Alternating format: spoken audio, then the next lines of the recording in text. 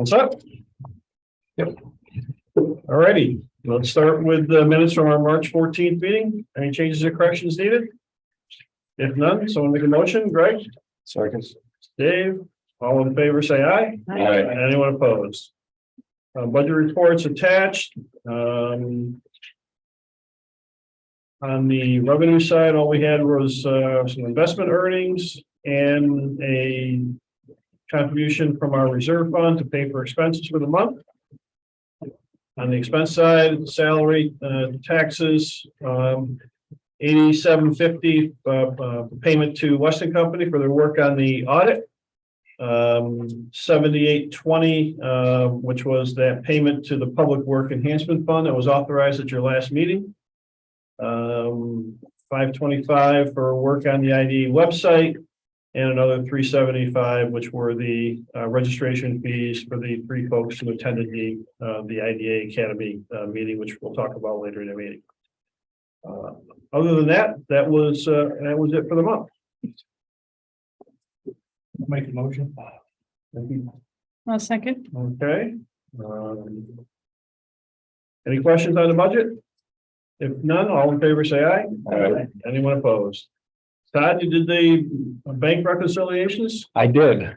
I looked at all 55 pages. And all appear to be in order. Thanks, Todd. She does a nice job. Carol does a nice job of putting it in an order that is easily followed and understood. Was that long? Yes. Yeah. Good. Tim, anything from the CRG this morning? I mean, obviously you see the leads or the leads and inquiries, and I just get a little bit flavor around it. The business forum, we used to do that in downtown. We did one in the downtown before, mostly geared for small business. We get a lot of really good feedback. But they don't have a standard place to go to get that information, so it's nice to bring in some banks and bring in some people, so they get some other faces to talk to and meet up with. So that'll be kicking off here hopefully in June. The EPA Brownfield program, that's the countywide one where we identified the sites that we're going from phase 1 to phase 2. They did the public outreach, I believe, last week and didn't hear of anything out of it. So I think they'll be refining that to do some phase 2 on a few properties within the county. The good news is that CARES Act money. So that's that grant money. This is part of the millions of dollars that we've been giving away to small business owners. So it's nice to see that they got another $250,000 that's just kind of laying out there that they're going to put back into Fulton County again, that we can get back out in the community. So we've been doing, that's been a great program. It's a ton of work for Ken, but we're really seeing that retain a lot of jobs and help them reinvest back into a lot of small businesses. I know one of the things we were talking about was getting like an alumni program eventually of all of them that we've done over the last 5 years. Yeah. So you kind of see where all this money went and who all the businesses are, because a lot of them are sustaining and still out there. So that is something we hope to do, kind of regroup. And we've even talked, now, can we do like some sort of alumni program where they come back in to help mentor any of the newer ones that are trying to go through those programs. Again, it's the time and effort and then get people to commit to it, but it would be nice to get some of the people that have grown from 2-3 employees 10 to 20 to come in and talk to the ones that are like the upstarts looking to get some of that grant money. So Can I say one thing on that? I'm kind of involved in that as well. Yeah, with the extra 250 at 1.75 million that CRG to that program. And the reason why there were just some dollars left was some of the counties just weren't utilizing it. So kind of went back into the pool, and since we are, That's awesome. we were able to grab more of it. So it's been a huge success. yeah, it's been very well received. So we're excited about that. We'll see where how that goes after that all runs out. What HCR will do next, because they usually do something. So hopefully there'll be some more money after that's all out. The Brownfield Summit, I believe some of you were attending.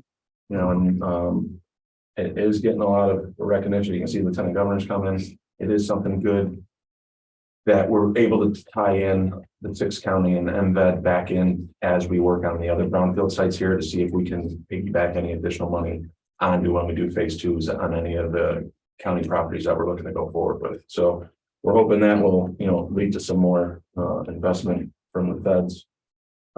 Same thing with the BOA, that kind of goes hand in hand with all those. Those are all about the same. And then the bottom three are just the loan funds. The one we're excited about is the City of Johnstown Loan Fund. We've had a loan fund that's been dormant, that has been on our books for 10 years in the City of Johnstown, and the administration's never wanted to use it. So it's just sat there. I think it was 175,000 roughly. Now the new administration coming in, being a little bit more proactive, want to do a lot more. We kicked off a new committee and approved one loan for a sizable amount of money that the guy's already investing in. He's a local person from Johnstown investing back into the community. So it's really nice to at least get one back on the books and see that moving forward. And then just the countywide and the Gloversville, a few more loans coming through. So we keep taking the money in and giving it right back out. So it's been busy in a lot of the small side in front.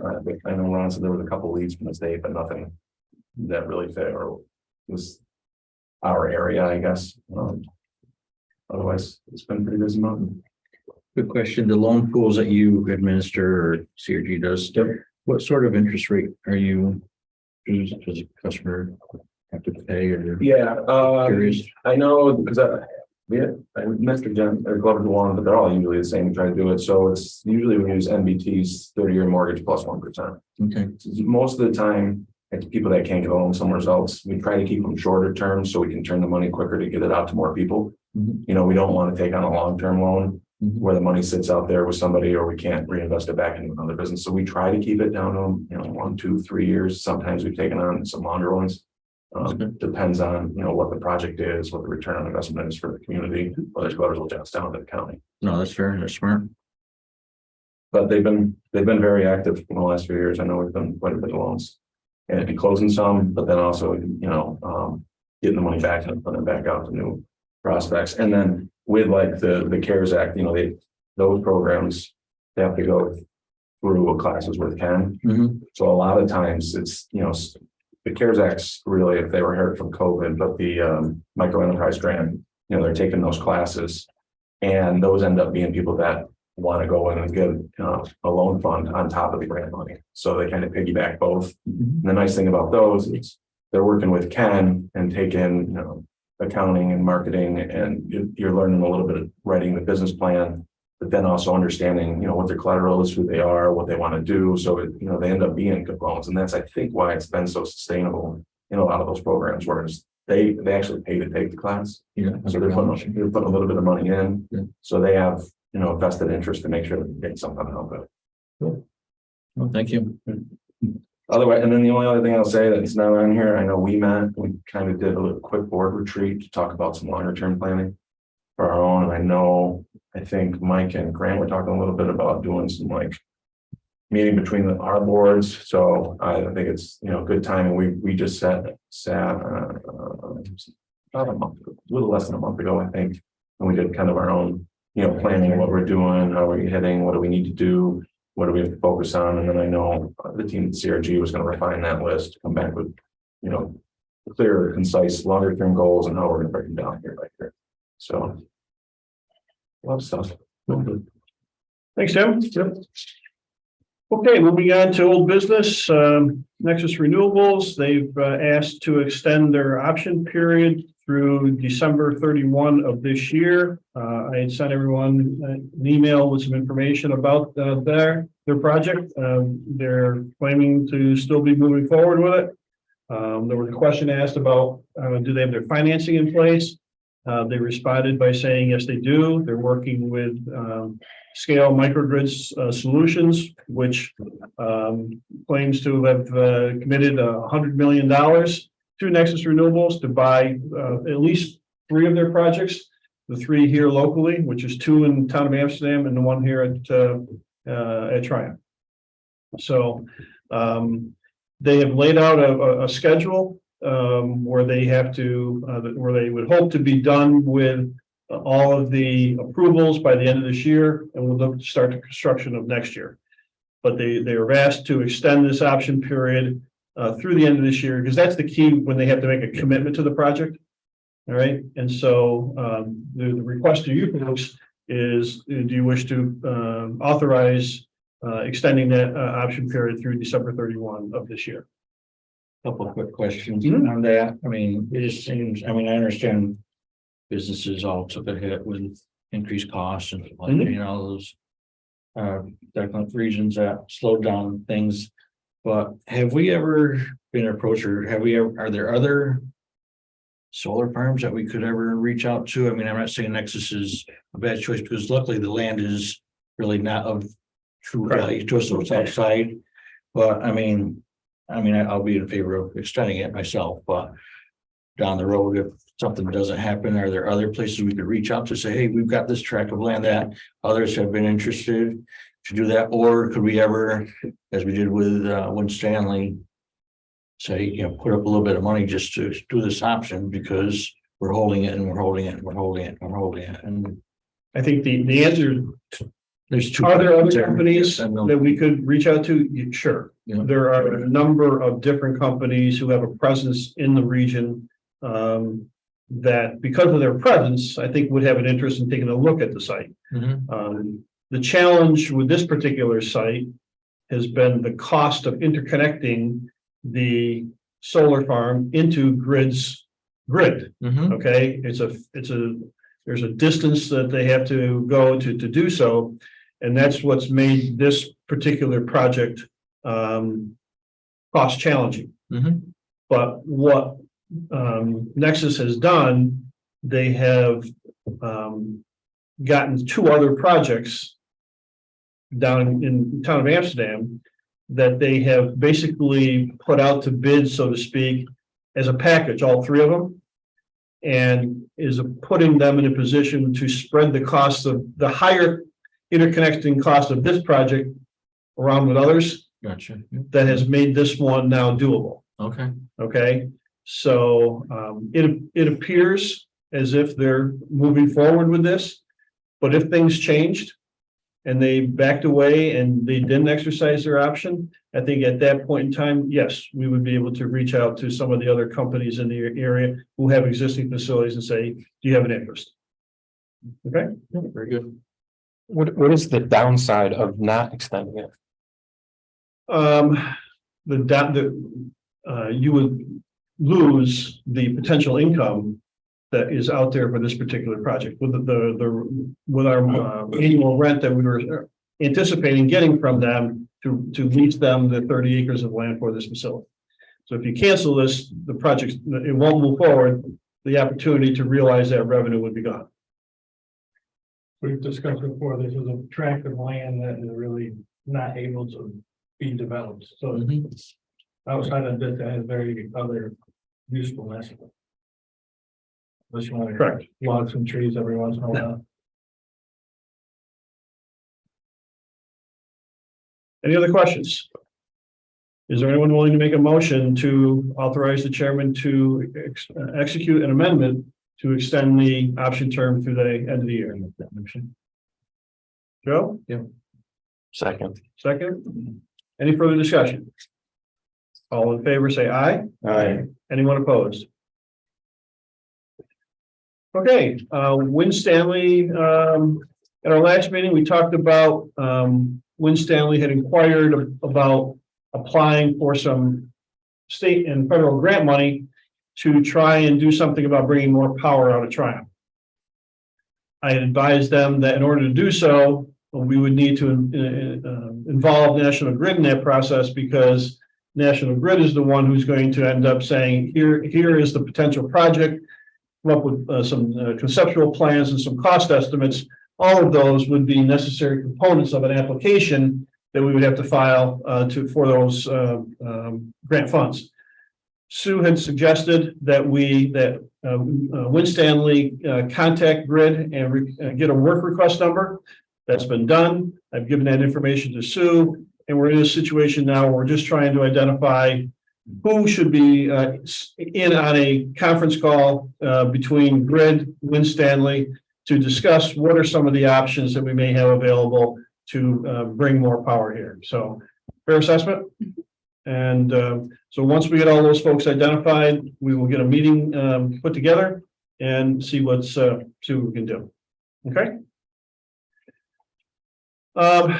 Backup generator. At our last meeting, I had advised you that the generator that had been delivered to the site had been damaged.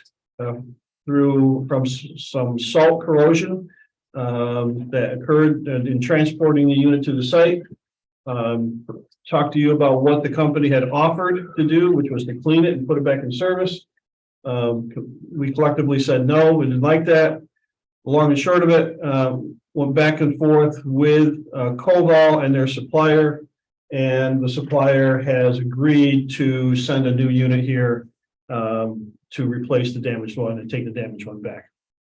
So I asked Koval to get a submittal on this new unit. I just wanted to send it to Environmental Design Partnership to make sure that from his perspective, it is the same unit, not just trusting so. And Travis looked at it and said it is the same, except for those two items listed in the agenda. The new generator has a better sound enclosure, and it also has a battery heater pad. Neither of those features were part of the unit. So both of those features are a little bit more expensive. So we're getting a slightly better unit replacing the one that's been damaged. So we're just now waiting for it to be delivered. And once it's done, the old one will be taken out, new one put in, started, tested, trained, and then that will become operational. Is there a time frame for the delivery of the new unit? It was supposed to be here by now, but it hasn't been. So it's taking the long road from wherever it's coming from to get here. It's looking for the salt spray again. Like I stated, there was another project that had ordered 2 units, only needed 1, so there was Oh, gotcha, fortunately 1 available. gotcha. Because one of the issues that we had was that what we were told originally is why they didn't want to replace the unit with a new one was that it was a 1-year backlog. Mhm. And we didn't want to go another year and not have a generator out there. Right, Well, their suppliers, contacted Koval and said, luckily, that there was another project in another part of the country that wanted 2 of the same size generators that we have here. And for whatever reasons, project changed and they no longer needed them. So they gotcha, had 2 already made, yeah, and now they're just shipping one of those 2 here. gotcha. Okay? Mhm. Okay, on to new business. The infamous ST 340 forms. Each year, or companies that receive sales tax benefits from us are required to file this form with the State Department of Taxation and Finance every year. They're supposed to be filed by the end of February. And the ABO also wants IDAs to review these forms to verify that the project is in compliance with the conditions that you put on relative to sales tax exemptions. So the long and short of it is all 3 projects are in compliance. If you start with Verio Health, the total sales tax exemptions were approved at $2,251,520. They used some exemptions in 21 and in 22, and they still have a balance of $154,000 and $167 in exemptions that they can utilize. They are authorized to utilize these exemptions through May 31 of this year. Now, last August, in response to their request, this board did increase the amount of sales tax exemptions they could take from 2,251 to 3,284,000. But if you recall, we did so on the contingency that they execute either a lease or an agent and equipment lease, which is something that we wanted to have in place with respect to the sales tax exemptions. Unfortunately, today, Verio signed neither, so the original number of 2,251 is still in effect. Okay? Any updates? No, Run silent, run deep. yeah, they haven't responded to my last couple of requests, sure. I'll type on there. Lease. Yep. Thank you. For Huffman's, On that, quick I'm sorry, question. go ahead, Joe. So because they want to extend, I mean, they haven't signed this lease, so all of a sudden, 6 months go by and they now decide they want to try and take advantage of these sales tax. Will they be able to take care of that? I mean, we can't backdate it to say, right now, you've only got this till now. And they Right. can't really say that we want to give back. The end of May, so I would anticipate we're coming back with some action item next month. I've talked with Cordos Construction, the GC out there. He's told me he would like to have the extension, or the deadline for using sales tax exemptions extended through, September 1. I told Cliff that you can't request it. It has to come from Vireo. I told Cliff about this month's meeting, what it is and when I would need it. The request from Vireo by, I didn't receive anything. So they're fully aware of what it is they They could lose. what they're facing. Yeah, Okay. Pay more taxes, sure. Better for us.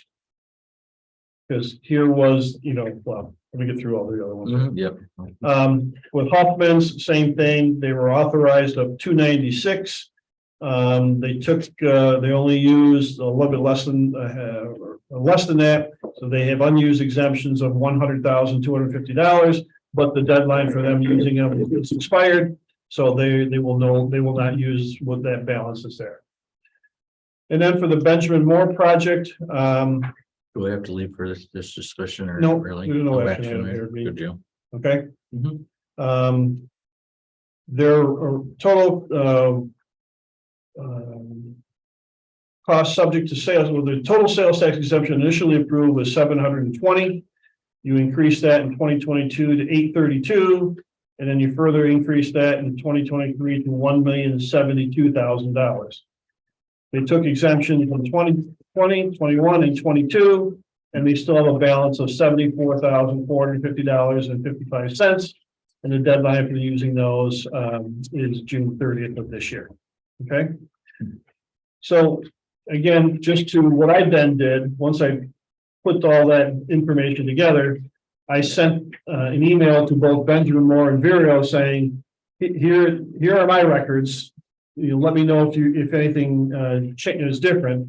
I've heard back from Benjamin Moore saying, no, they agree exactly with the numbers. I haven't heard anything from Vireo, but they're aware of the numbers, the dates and everything. So I have a record showing that they've received all this information. Okay, any questions on those? All right, moving on, lawn mowing quotes for Tryon.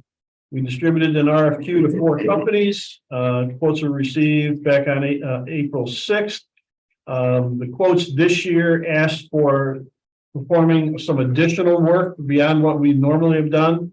Normally, we've asked for 7 times for the contractor to go out there and cut the main grass along the roads and around building 3. But last year, because of grass was growing pretty quickly in the springtime in particular, we decided to ask to go to 9 this year. The 3 quotes that were received are shown on the agenda. The low quote comes from James Esper, who had the past year's contract. And the total cost is $7,440 to do the various cutting and to do the landscaping around the sign that we've incorporated into the scope of work for the last number of years. I've sent all this information to Winstanley, and Winstanley has again agreed to reimburse the IDA for this. So what we do is every time the contractor does a mowing, he sends us an invoice. We pay the invoice at the end of the year when all is said and done. We make copies of all those invoices, send them to Winstanley, and Winstanley reimburses us the total amount. We just do it once as opposed to every time a bill is paid. So asking for a motion to authorize the chairman to sign an agreement with James Esper in the amount of 7,440 for Sue, thank you. 1 second.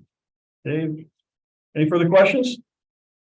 All in favor, say aye. Aye. Anyone opposed? Last but not least, the end of March, all of the required reports were filed under Paris. I will pass that around for you to take a summary review of. Just so you understand, 55 pages. just so you understand the magnitude of the filing that we have to do. This is what the state requires us to do. So other than that, It gets posted on our website. it's already posted on our I'll take a website. look at it there.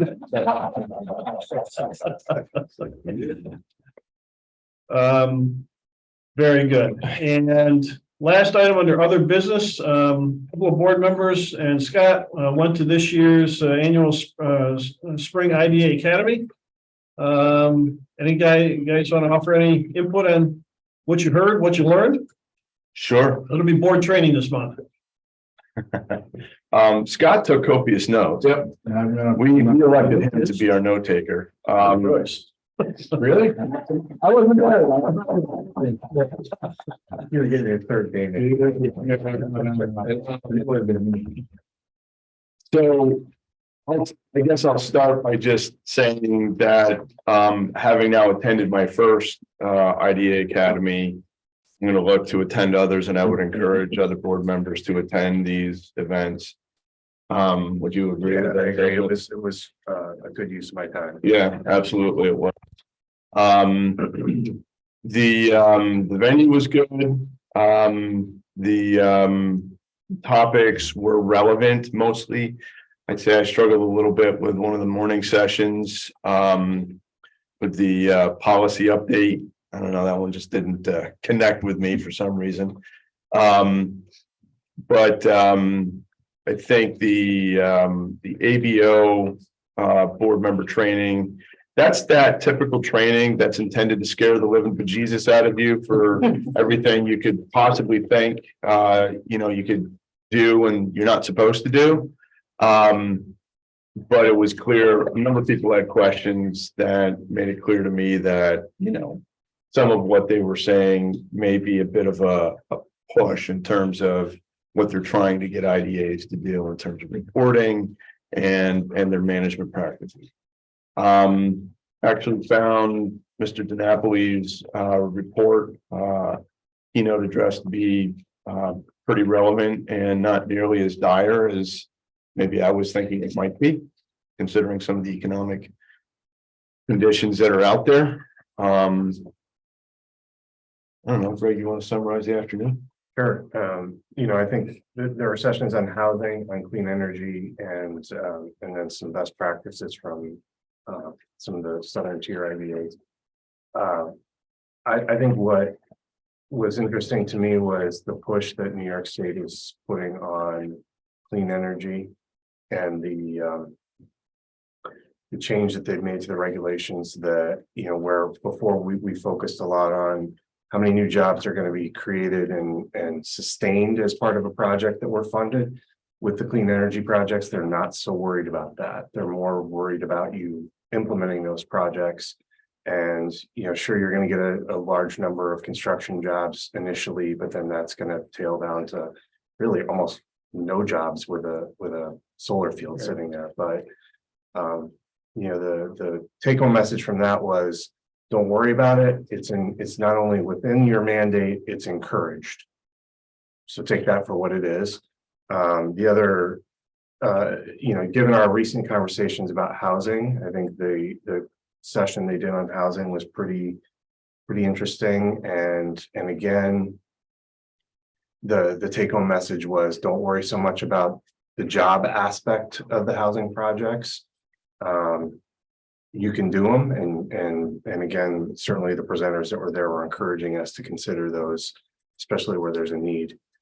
And there was discussion of public-private partnerships with this and grant programs that are available for that. And the one thing that I think resonated with us too was to make sure that your UTEP is flexible and that you take a look. And we did that recently, but we probably should do it frequently. I mean, I haven't been on the board that long, so maybe you guys do it every 6 months or whatever, but they to minimize the number of exceptions that you have or could potentially have with projects, and to make yourself more attractive to developers, make sure you have a competitive UTEP. That was, And in particular, that was something, I don't want to call it a rejection, but a criticism of the 485B. Yep. Which is what our UTEP is predicated on. as being potentially too restrictive in our ability to offer, some form of benefit to businesses that might be interested in relocating to Fulton County or building in Fulton County. Developing flexibility in our UTEP was an issue that came up a number of years ago. And it came up as a result of me attending one of these 15 years ago. Yeah. Okay, and there were two approaches that were offered back then. Develop a heavy UTEP, offer a certain type of tax exemption, but to put language in there that allows you to deviate from that, at any point in time. Yeah. Others were taking the approach where they were having multiple different types of pilots that you could get. So if you were a commercial project, you got this pilot. If you were a housing project, you got this pilot. You've got another project that was this one. And and there were just two different ways to accomplish the same thing of keeping your pilot flexible. Yeah. Back then, a number of years ago, the board at that time said, let's just do the kind of keep one pilot, but put in there that we have the ability to deviate. Yep.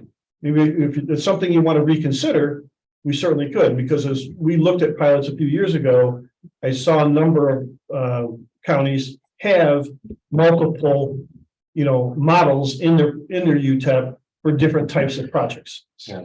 So one of the things, the Broome County example in particular, was talking a lot about what did they designate themselves? The Broome County IDA, but there was a name that, you remember, Scott? Yeah, it's on the agenda. I didn't know put it on there. The agency. That's what they call themselves, the agency. Yeah. So anyway, the agency, Because they're both an IDA and an ODC. that's right. Yeah, they're a combined unit. So they went through the effort and effectively got rid of the 485B exemption framework that they had been working with, because they found it to be, getting in the way of attracting potential developers. And this Century Sunrise housing development had come up, and in their evaluation of things, they made the determination to do away with really the formalized structure of their UTEP. And I think they kind of opened it up to basically evaluate it on an as needed basis, right? If I recall. Yeah, and the one thing that, particularly with the housing projects, they talked about having pilots that are 30 years long, to match the financing. Right. And that was the key there, as we start to talk a little bit more about, possibly taking some steps forward with a regional approach to housing in Fulton County. I think that's something we're going to have to look deeply at in terms of structuring, creating an ability to structure these benefits to match the financing framework for that kind of project, because it is not the same sort of 10-year sort of time frame that a normal industrial project would go. And I think it was a clear demonstration to me that the modern era of IDAs is moving beyond the idea of it being an industrial development agency. And so going back to the morning session with regard to your how your IDA operates, the recommendation was to maybe take a look at your mission statement, refine it so that it is no more than 6 words long, and make sure that that is posted somewhere clear so that when you're making a decision about something, you're always looking at that mission statement as a point of evaluation. I actually find that to be a pretty interesting, simple way to go about maybe clarifying what we do, because I would go so far as to say that we need to be sort of broadening this beyond just industrial development. It needs to be thought of as community development. So I think as we, start to explore, a meeting with the CRG in the near future, I think we ourselves need to start looking a little inward and figure out how we want to start, supporting broader range projects within the community. Were you guys able to give comments, or was it just a listening session? All right, we could talk. Okay. We didn't, but we could. Okay. we'll have it as an agenda item next month to talk about our mission statement. Mhm. Okay. The other thing with the UTEPs, again, that flexibility and, or the one that Broome County mentioned in Broome County where they do it on an as needed basis. That creates maximum flexibility, but the risk there is, Lawsuits. yes. Yeah, it's plain simple. Consistency. You know, why did this one get this one, but you're only gonna give me this one? Right. Well, I mean, it's just a risk. but if their information is public, I think we should dig out what their UTEP actually says. Okay, double check it. And I think it would be interesting to see what their framework is, because they've been able to pull off a massive redevelopment of a former industrial hub within the city of Binghamton. Well, no, Johnson City, right? Johnson City. So a multi-block development that I can't remember how many units it added. It was over 200, wasn't it? And you know, in a community that was losing population hand over fist. And I would go so far as to suggest that we as a community reach out to Larry Regan at Regan Development Corporation. Because they seem to have a formula that works across upstate. And they're working in multiple states, but they're based in Westchester County, but they're doing stuff across upstate all the way up to, was it Malone or something like that? He said they had a project. So if they're working up in Malone, I mean, Yeah, that is, Citizens Advocate is the sponsor. Oh, okay. Equate Citizens Advocate to like the Lexington, but on steroids. Okay. They are a very large not-for-profit that provides Mhm. trying to cure some homeless problems, Mhm. substance abuse problems. So far, it's been very successful, covers a large geographic area. So Mhm. in those projects, you need a sponsor, and it's usually not for profit. Mhm. And then the developer will come in and partner. Then there's multiple array of alphabet Mhm. entities that can help provide financing. Mhm. And it's usually driven through low-income housing tax credits and bond issues and stuff like that. The funding mechanisms can get Byzantine, you know, in terms of their complexity. But if you have a developer who's Right. done it multiple times, they know how to do it. And those are some of the most administered programs, so there's actually very little risk because there's so much oversight. Right. So I got a lot out of it, and just an FYI, the food was pretty good too.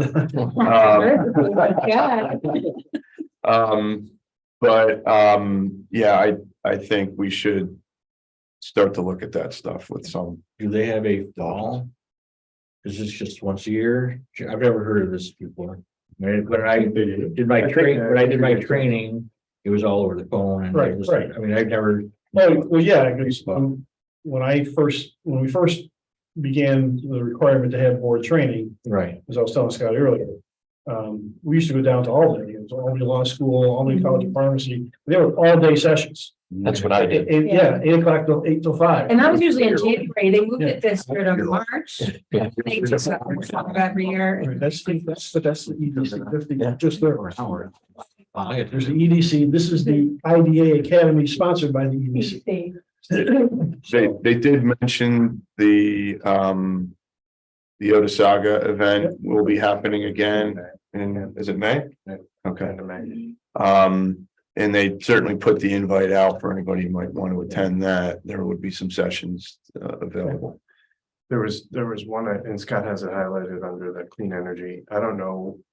I'll confess, I don't know if we have a labor policy, but they were talking about, you know, if you have a labor policy, you need to, okay. Then I will be quiet because, I saw that. yeah. That was an interesting thing too. You're not gonna find, particularly for the energy projects, you're not gonna find a local workforce. If you have that requirement in your policy, you won't be able to satisfy that. Quick question, I know it's good for everyone, but was it, you're been on the board longer than Greg, a lot longer. Was it more worthwhile for you, or do you think you being a newbie thought it was really fantastic? You said like, I sort of know this stuff, or, I mean, you said it was relevant, so that makes it interesting. Yeah, but you know, I'm just honestly, curious as- even for my time on the board, I took, I think, just as much out of it as you did. Just wonder if it's better for. Yeah, either. I think what EDC, I think, was trying to do or is trying to do is create a little bit more of a maybe a less dour approach to, training, where they just plug you into a fluorescent room and, drone onto you. There was a little bit of droning a couple of times, but I think that has more to do with the types of speakers that they get. But again, I would recommend it to IDA members of all ages and stripes. And Scott, you've been involved for a long time. Yeah, no, I think it was good. I mean, there are a lot of acronyms thrown out there. Yeah. Yeah, We hadn't been on for a little while, but and I think it was well rounded, and like you said, and depending on the topics that they have would be different, but I would say that there was a fair number of executive directors there. There were a few chairpersons Mhm. that were asking some questions, and a good mix. Yeah, my sense of the audience was that there was a wide range of experience levels Yeah, there. yes, there are some that clearly have probably been on IDAs for 40 years or more. Yeah. But, I'd say it was about 50-50 mix Yeah. between Yeah. men and women, really. I mean, I kind of noticed that as well. Mhm. So it was a good mix of. There was also, I think, clearly there were a number of IDAs who were exploring different ways to deliver their products, their benefits. Who were sort of flexing a degree of progressive thinking about how IDAs can operate within their communities. I have no doubt that on some level, they're accepting a certain amount of risk associated with that would need to be thought through. But these are also the entities that I think are generally seeing more activity Mhm. and being able to attract more business into their communities. So, I think it behooves us to start to figure out how our model can and should evolve and what that looks like. And certainly that starts with us, but that's something that we'll have to bring the board of supervisors into and a host of others. So What do you guys want? That's great. So even though we're an IDA, we would do pilots for a housing development? We can. we can. can. Yeah. Are we the only ones that can? Are we the only ones who do pilots? We're the only ones who do pilots. Correct. The case law currently supports it, the statute Does does not specifically address housing projects in a multitude of ranges, but it's my understanding that the topics discussed at this conference were, other communities were doing not only affordable housing, some market rate housing and things like that. Yeah. There's a pending project right now in Glens Falls that's mixed. It's mixed, some affordable apartments and some market rate apartments. There was a project in Queensbury that was done, and actually the Warren Washington IDA was sued on that project. But they were successful in the lawsuit. So that's all apartment housing. That's all market rate housing. The case, I don't handle any litigation. The case law says that the IDA is to make a finding with respect to preventing economic deterioration within the community within which the housing project is to be cited. So however you want to make that finding is what the case law is currently indicating as part of the project. Now, there's been other projects where the community itself is saying, we need housing, so please do this project. So there's not, public opposition to the project itself. So they've also utilized the term commercial in the statute to equate that if I'm building the apartment complex, that's my commercial business because I'm renting it back. So it's a commercial project. So they make those combined two factors to support the decision to move forward with a housing project. Of course, mixed use makes it even a little bit easier if there's going to be like a first floor type of commercial activity. That was definitely covered Yeah. in the topics, and it was encouraged to think more in terms of mixed use developments, both in terms of the differentiation of housing types. Whether it be market rate or Yeah. housing or subsidized housing. But also trying to incorporate some element of business infrastructure within the development. And I think more broadly, they were encouraging IDAs to really think, I'll just say it, creatively about what, what is the economic benefit of any particular thing? Is it only jobs? Are jobs really the only way to measure economic benefit, was what they were questioning. And I think most of us would say, no, it's not the only way. It's just the one way that everybody's figured out how to count. Mm. So, I think a lot of these newer developments and some of the IDAs that are taking some of these steps are finding ways to try to define the project success in economic terms. They're not strictly limited to counting the number of jobs. I mean, I know business owners who have done projects who were gonna apply for state money and did not because of the job requirement. From the standpoint of, if I build a new facility, I'm going to make it as efficient as possible, maybe the layout's better. That's gonna allow me to maybe cut 4 or 5 full-time positions. Because I'm in the business to make money, not to, provide jobs necessarily. Yeah. Well, that's a different, I think, kind of conversation in terms of what is happening there. But I think everybody was still acknowledging the point of these benefits is to bring a broader, economic benefit to the community. And, because the discussion was being had about residential where, you might have 2 full-time staff people, a building manager and say like an operations manager or facilities manager. And that counting those jobs isn't necessarily the sole measure of success. The fact remains, are you providing good, clean, safe housing for your county residents? And if you are, then are they then able to utilize some of that money as a secondary, tertiary benefit to the community because they're now able to frequent, a broader array of businesses.